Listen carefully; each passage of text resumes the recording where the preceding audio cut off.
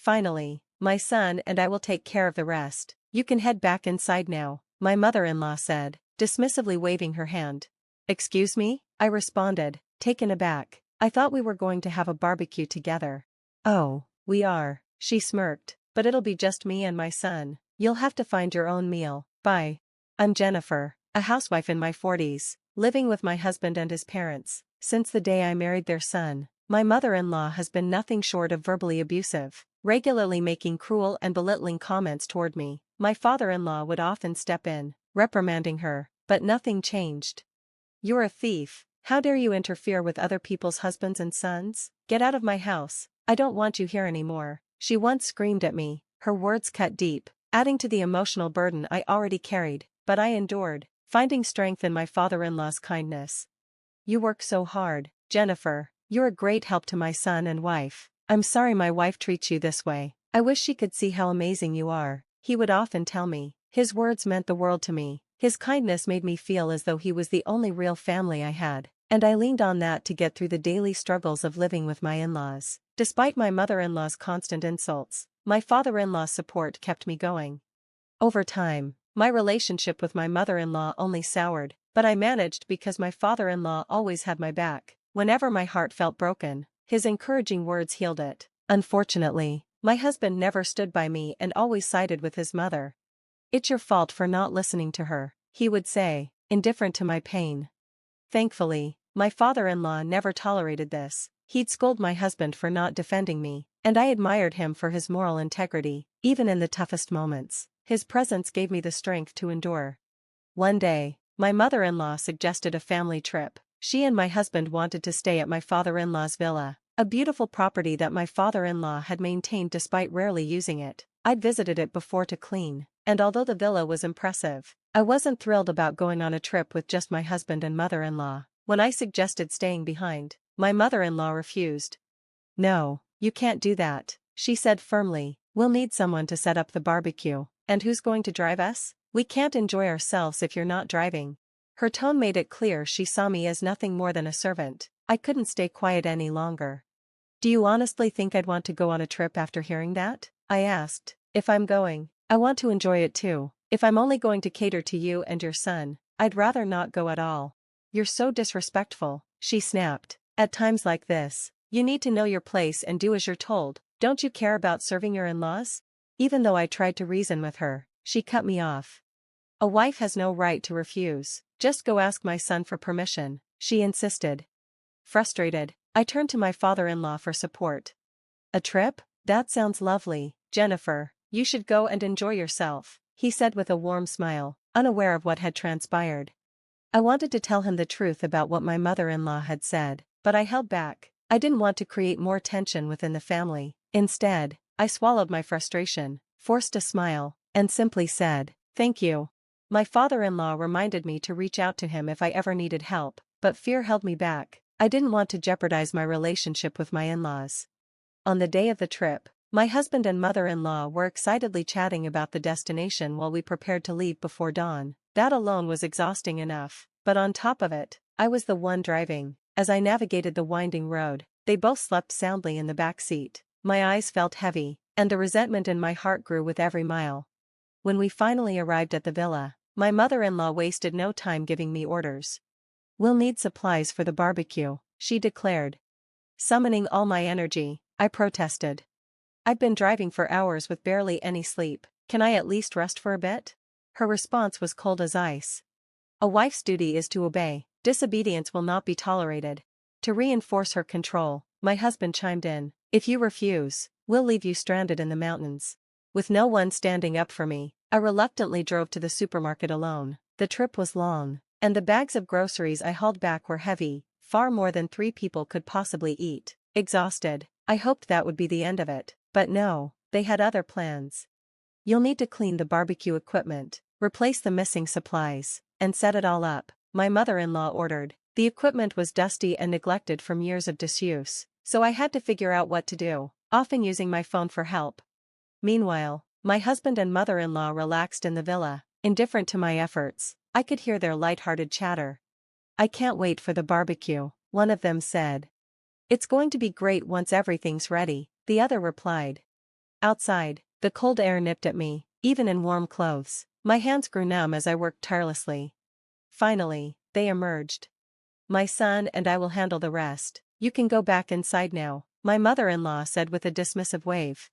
What? I asked, stunned. I thought we were having a barbecue together. Oh, we are, she smirked, but just me and my son. You'll have to figure out your own meal. Bye. And with that, they walked away, leaving me standing there, shocked. I had done all the work, only to be excluded from the very event I had prepared for. Left with no choice, I went back inside, cooked something simple for myself, and spent the rest of the day alone in my room, trying to find some peace. The next morning, my mother-in-law summoned me again. We're going to a famous national park today, she announced, brimming with excitement. I see, I'll get ready, I replied. No need, she laughed. You're staying here, my son and I are going alone. My husband eagerly agreed. Great idea. Although I was relieved not to join them, the way they excluded me stung. They left, taking the car, leaving me behind in a remote villa with nothing to do. I spent the day alone, bored and disheartened, wondering why I was even there. While idly passing time in my room, my phone buzzed. It was a call from my father-in-law. Hello? I answered, trying to keep my voice steady. Jennifer, how's the vacation? Are you having a good time? He asked warmly. I froze. What should I say? Should I tell him the truth, that I'd been left behind, abandoned in the villa, with no one to care for me? Should I admit that I wasn't allowed to enjoy the barbecue? But I hesitated. I didn't want to burden him with my problems. Jennifer, is everything all right? He asked, his concern evident. I felt a wave of doubt. Should I finally tell him everything? I had reached my limit. The relentless mistreatment from my husband and mother-in-law had worn me down completely. I couldn't endure their abuse any longer. With all the strength I could muster, I made a decision. I was going to tell the truth. They only brought me on this trip to treat me like a servant, I confessed, my voice shaking. I wasn't invited as family. To them, I'm just a maid. What? My father-in-law's voice was filled with disbelief. Jennifer, what are you saying? I poured out everything, the endless chores, the way they dismissed me, how they left me behind while they enjoyed themselves. As I spoke, I could hear the pain in his silence.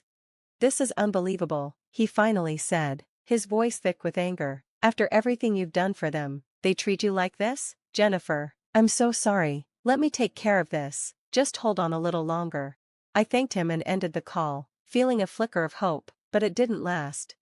Not long after, my husband called, furious. What the hell did you tell my dad? He snapped. Why did you have to drag him into this? It's simple, I replied firmly. After everything you and your mother have put me through, it's only fair someone knows the truth. He scoffed. Do you enjoy tearing families apart? Funny, I shot back, coming from the man who tore me apart every single day. For once, he was silent. I took the opportunity to say the words I had been holding back for so long. This is the end for us. I want a divorce. Jennifer, no, he pleaded. I was wrong. Please, don't leave me. We need you. I shook my head. You don't need me. You need a housekeeper to wait on you hand and foot. That's not who I am anymore. His silence spoke volumes. Then, out of nowhere, I heard my mother-in-law's voice in the background. Jennifer, how dare you ruin everything? She shrieked. You're just trying to turn my husband against me. You're nothing but trouble.